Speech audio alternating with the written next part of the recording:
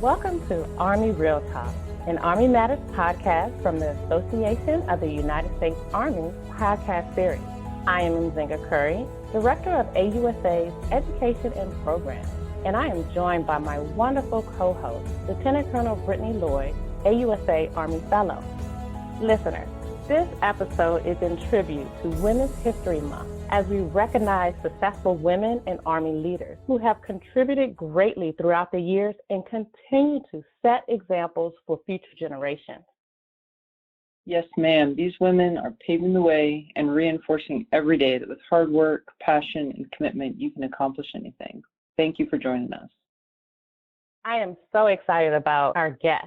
Today, we have joining us Lieutenant Colonel Retired Robin Johnson, who is the Chief of Staff with the Women in Military Service for America Memorial. We also have Chief Warrant Officer 5, Yolondria Dixon-Carter, who is the Assistant Executive Officer and Senior Warrant Officer Advisor to the Chief of Staff of the Army, as well as Command Sergeant Major Tabitha Gavia, Director of Defense Operations with Merit. Ladies, thank you so much for being here today, and I look forward to you sharing your stories with our listening audience. I want us to reflect on your experiences and accomplishments that have led you to where you are today. So, Sergeant Major, let's start with you. Your last few positions were both prestigious as well as important missions. You had the Central Regional Health Command as well as the Recruiting Command. Would you please share a bit about your career path and how it led to those positions as well as where you are today? Absolutely. My position at Regional Health Command Central was as a Senior Enlisted Advisor to Major General Rob Temple. What prepared me and what led me down that path was the years of experience in the support hospital, as an Operations Sergeant Major, as a Senior Enlisted Advisor at the AMET Sergeant School. So the duty positions that led me on that path, and of course the mentors and seniors and peers, and of course my soldiers and the civilians that I worked with along the way were all instrumental in the path that I took. So believing in Army medicine, I think that's the very first thing, the pinnacle. Believing in Army medicine gave me the passion and the drive to want to continue to serve as I became more senior. Our military health system has a very interesting history, but at the core of it, it's the commitment, the passion, the drive, the innovation, the creativity that every single member of the Army Medical Department contributes every day. I would say that sums up the path that led me to working for General Temple in that capacity. Recruiting command was a little different. Of course, I was a medical, my background, not a professional recruiter. I recruited a long time ago, back in 96, 99, if I remember my history, it was a long time ago. But the jobs that I had, between leaving recruiting command as a young E7 and returning as a senior sergeant major, the leadership challenges that I experienced and the organizations I was able to lead along with officers and non-commissioned officers I served with prepared me to become the Command Sergeant Major of Recruiting Command. And I serve alongside of General Frank Muth. I was actually selected by General Snow as one of his last acts before he turned the reins over to General Muth. But it's essentially overcoming and embracing the leadership challenges that we have as soldiers, as members of the military, and more importantly, as leaders. So I would say that taking those hard jobs, sometimes you do have a choice, particularly in the medical field. So my background is radiology specialist. So I could have said, no, I'm pretty happy with being a radiology specialist, but I also wanted to be a first sergeant. I wanted to work in operations. I wanted to work in training development. So taking those hard jobs essentially prepared me for incredibly hard. The last two jobs I had, they were incredibly challenging, but I love them both. But again, the leadership challenges along the way prepared me for those jobs. Well, I love the diversity in your career, and it is exceptionally impressive. So thank you for your continued service. And so I would like to hear a little bit more about some of the challenges as you experience being a woman or being a female in the Army, both personally and professionally. Could you share a little bit about that? Personally, my friends and the people that have grown to love me along the way know me very well, know my personal challenges, and balancing the challenging duties that you have as a soldier and your family life. So it's incredibly hard being away from family. I've never lived in the same state with my mother since joining the Army. So just being apart from family is incredibly challenging. And the way that I essentially work my way through is the friendship, and probably the most important thing is mentoring. The mentors that have been with me along the way have helped me to find that balance. And my family has been incredibly supportive. So although they haven't been, with me physically, they have been with me both emotionally and a bit spiritually. I like to think of myself as a spiritual person, and that helped me achieve balance. But it's incredibly difficult. As a senior female, you have a role that many other women in society, it's alien to them. So I've literally been in charge of something since, I was a young E4, and many women that I meet, in my other pursuits, whether it's volunteer work or with just any other thing that I do in the community, it's just different, and so I've definitely experienced some challenges with people seeing me in this traditionally male role. So that kind of bleeds over to the professional side too. And so professionally, it can be incredibly difficult. When I was a young person, just getting people to listen to me. My first job, I was a purging electronic repairer, and everyone in my squad was a male. And then whenever I was in charge of something, it seemed like that I had to try extra hard to win their trust and confidence. But I will say that once I did, we can do anything. So being a woman, sometimes what you have to say is discounted, or sometimes you're humored. But I think that what actually wins the day, so to speak, is your leadership and your willingness to compromise, your willingness to collaborate, and your willingness to take acceptable risks to further the mission. And by doing that, you are demonstrating to both your male, female peers and to your seniors and to your subordinates that you are the person that should be in charge of whatever is going on at that moment. But I will stress that it has been incredibly challenging and at the same time rewarding. Thank you for sharing that. Sergeant Major, yes, thank you so much. And also as a senior leader who's a woman, I can definitely relate. And as you mentioned, so our other guests as well. I appreciate your comment on the camaraderie and family and friendships that you build along the way. That's generally kind of the grounding support that gets most of us through. Next, I'd like to turn to Chief Warrant Officer 5 Dixon-Carter. Ma'am, thank you for joining us. Chief is a woman who entered the Army in the late 80s. You've witnessed a lot of changes over the years that have unlocked more opportunities for women. We are seeing more and more women serving at the highest levels of the Army, which is encouraging, and even serving in combat MOSs. Can you share your experience on how the Army has allowed you to progress over the years in conjunction with all of the transition that we've seen and allowed you to excel at the highest level of the Warrant Officer Corps? Thank you so much. I really appreciate the opportunity to spend some time with such distinguished women and host of this panel. So thank you so much for that opportunity. I tell you, as with Sergeant Major and what she was saying, we've all experienced some challenges being a woman in the military, both personally and professionally. I wasn't always in positions where my potential or my talents were recognized. Although I was told you have a great future or I would really be good at this job or that job, what I was lacking was access and opportunity. So early on in my career, most of my positions were what I like to call walk-ons. You see, I wasn't the first in the batch of nominees, or my name wasn't on the original slate for what we would like to call high visibility positions, if you will. But somehow I just happened to be at the right place at the right time, at the right location, if you will. For whatever reason, I don't question it.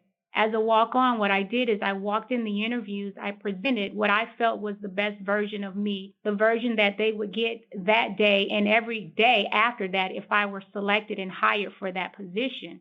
I definitely believe that we are in a better place, a much better place today. As a matter of fact, I see it every day. And so I know that we're in a much better place today as women serving in our military, because women now don't just have access, they have access and they have opportunity. We're in positions of authority. We're in positions where we can serve in combat MOSs and combat branches because we're in the first batch of nominees. Our names are on the original list, and there are people that are offering names of women to compete for prestigious jobs. And the position in which I'm serving in as the Senior Warrant Officer Advisor to the Chief of Staff, there were 39 extremely talented and gifted warrant officers of my peers, predominantly men, that nominated me for the position. So that in itself speaks volumes. And most of them were combat arms. So again, we have definitely come much further than where we were when I joined back in the late 80s.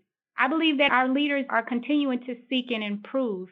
And we know that to improve, it's going to require changes. And successful change requires each of us to do our part. So I do not take it for granted that the Army has given me opportunity to be a better Yolondria, which ultimately led to a better Chief Warrant Officer, Dixon-Carter.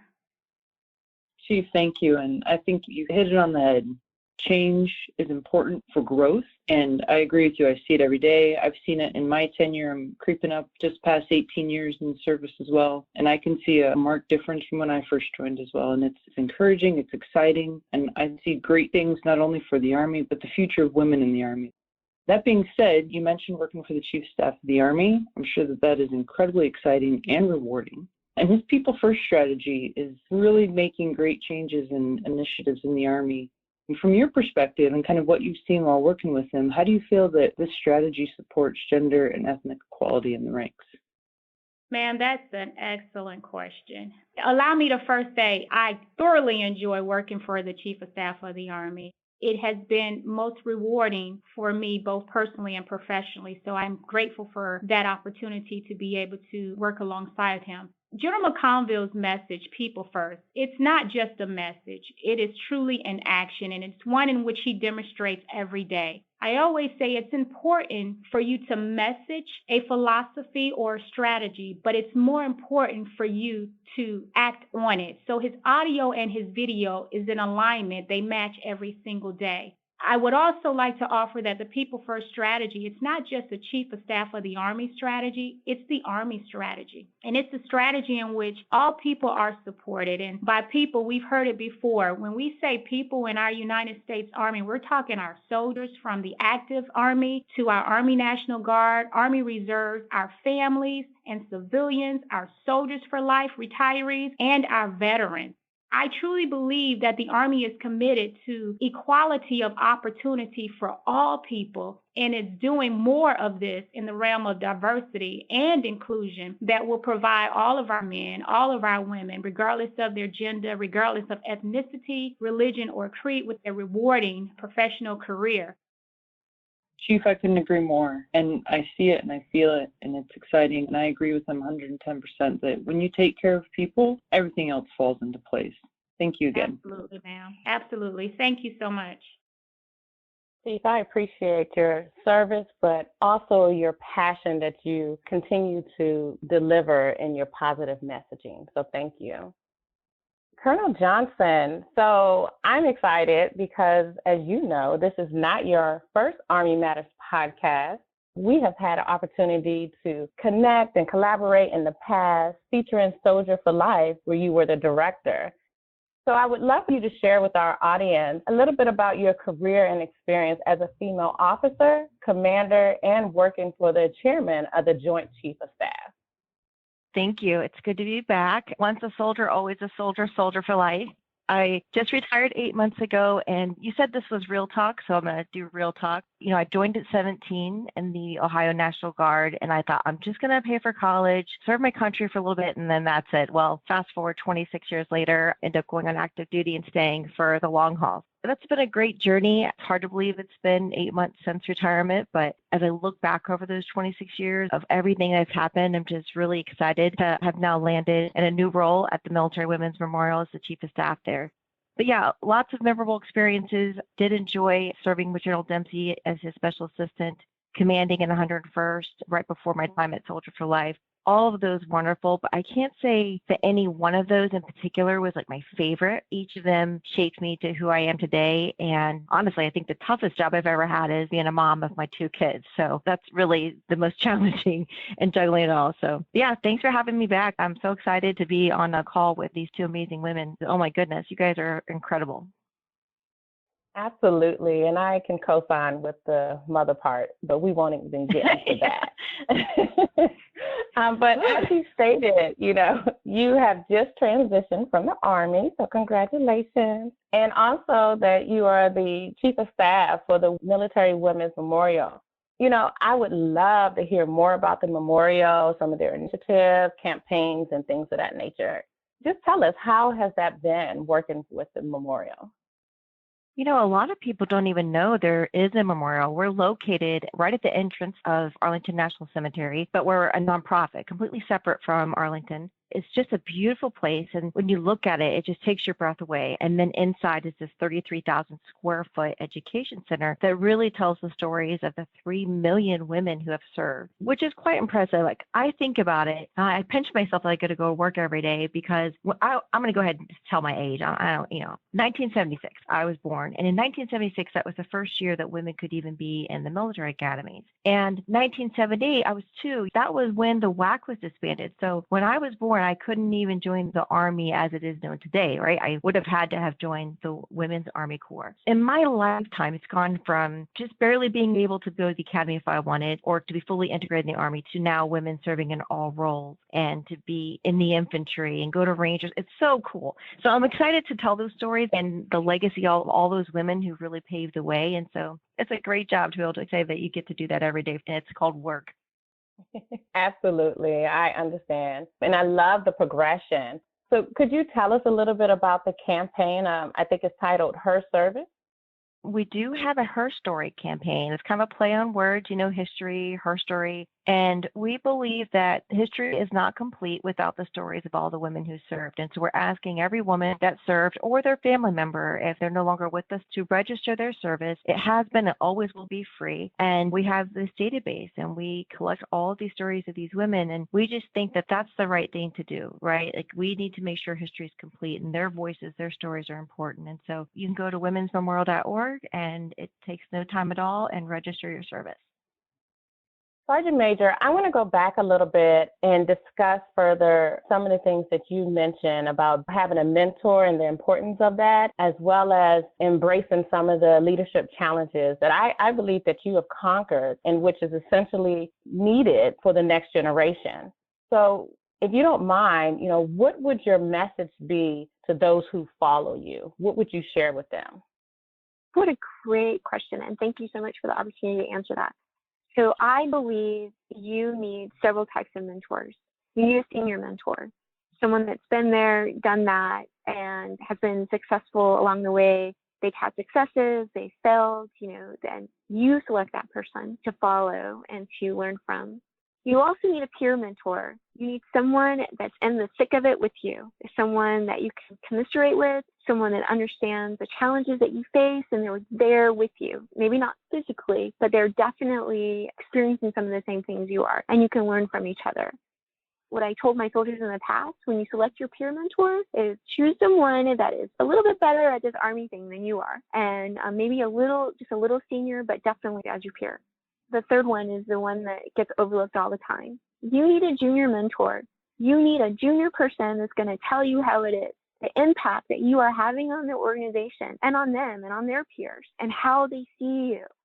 And that's probably the hardest peer to find, because you don't want to have that person labeled as, they're sucking up, or I use that language, if they're brown nosing. But it's important that you have a junior person that you have frank conversations with about the organization, about even your corps, whether it's the officer corps, engineer corps, warrant officer corps. I think that's vitally important. And as you do that, you embrace the leadership challenges that you face along the way. And don't be afraid to fail. And don't be afraid to take risks, because we learn from when we fail. And we learn when we take mitigated risks sometimes that will benefit our organization. And as you navigate this wonderful life in the Army, you need to prepare for it to come to an end. So I've been in the Army for over 33 years. I'm currently on transition leave, and my message is that you take advantage of everything the Army and the Department of Defense offers you. Soldier for Life has amazing programs for you to tap into. The DoD Skill Bridge. You need to prepare yourself to truly be a soldier for life. So you take care of yourself and your family along the way from the first moment that you step into basic training to the moment when you are looking at your DD-214 and the wonderful and challenging life that you've had. You have to prepare yourself for that. And just be the best person. Live your best life. We've got this one chance at life. Just live your best life and be happy. Be as happy as you can. And, Sergeant Majors, we talk too much. So that's all I have to say. But thank you so much for having me today. That was really good information. Very wise words to kind of ponder on and incorporate as folks see fit. So thank you. I like that junior mentor piece. I might have to work on that. So thank you very, very much. And so now, Chief, I want to ask a question based on some of the things that you spoke about.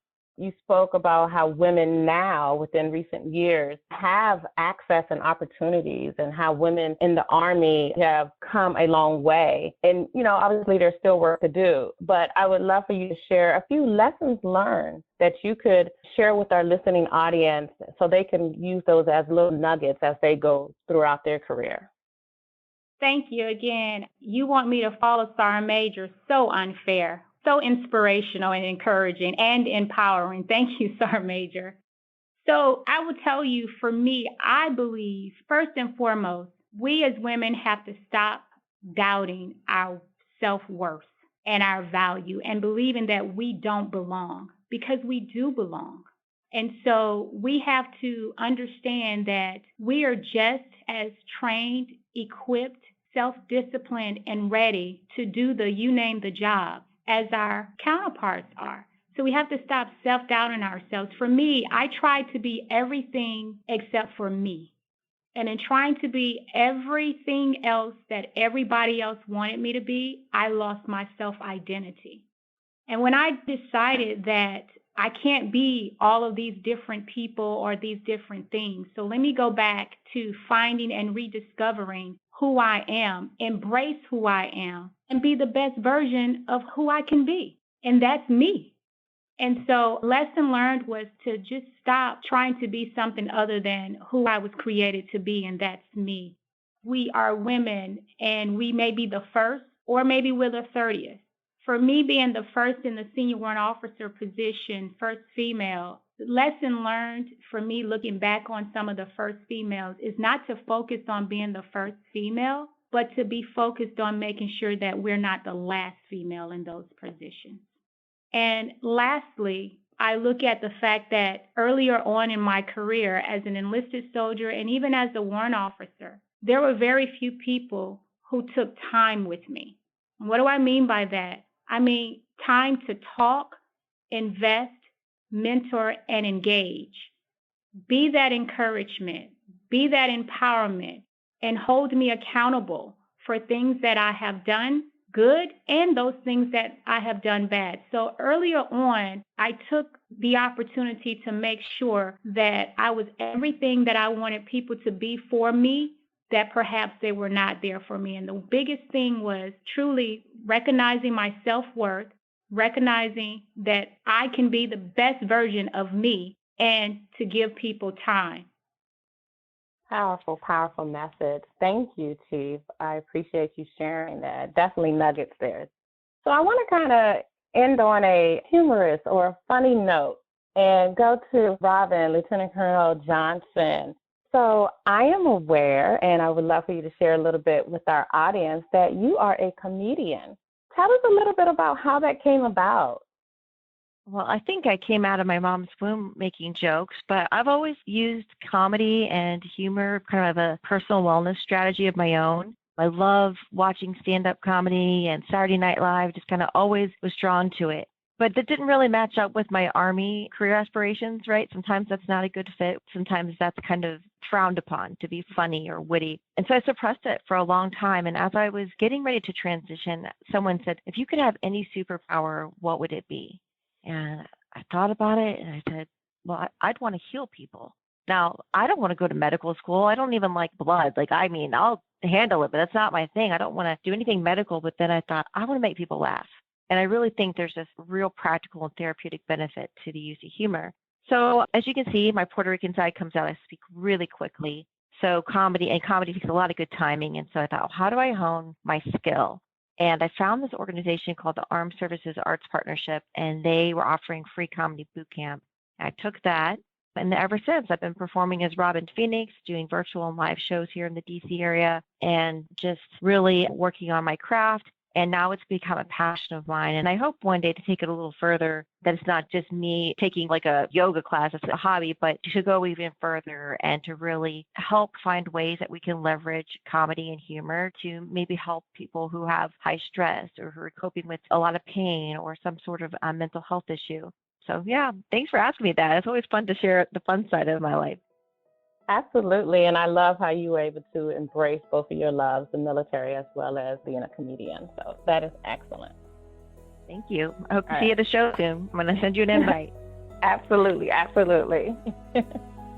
Ladies, thank you again for joining us, Lieutenant Colonel Johnson, CV5 Dixon-Carter, and Command Sergeant Major Gavia, for joining us today and sharing with our listeners the amazing efforts of women and leaders across the Army. We really appreciate all of your insights and thoughts. Have a wonderful day. To all our listeners, thanks for joining us. Be sure to subscribe to the Army Matters podcast on iTunes and everywhere podcasts are found. The Army Matters podcast series is brought to you by the Association of the United States Army, the U.S. Army's professional association, member-supported, Army-connected. Visit us at AUSA.org for more information or to become a member.